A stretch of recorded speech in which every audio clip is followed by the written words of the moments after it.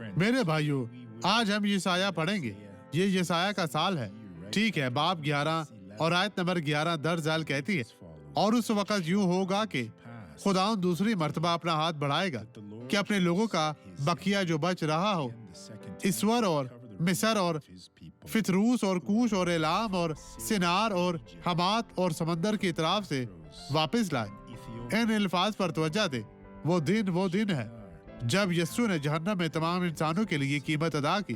तब से खुदा ने सबको दावत दी है इसके पास आने के लिए, बरकत पाने के लिए, निजात और शिफा पाने के लिए। इसलिए तमाम लोग खुदा के पास वापस आएंगे और अपनी बरकत पाएंगे। मेरे भाइयों, ईमान रखें कि खुदावंद आपके साथ है। उसने कभी आपको तर्क नहीं किया। अब इस गवाही को देखें और बरकत पाए। मेरा नाम जॉर्जीना है।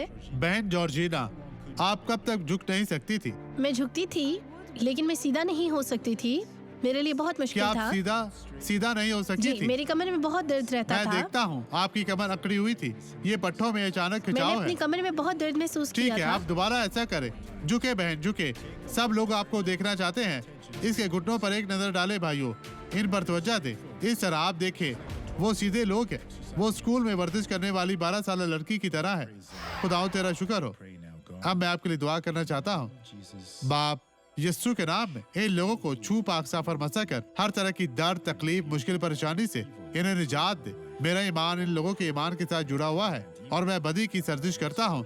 बदी अब सब कुछ ले और इन लोगों की जिंदगी से चली जा, यस्सु के नाम में। और आप कहे खुदा तेरा शुक्र, तेरी तारीफ हो।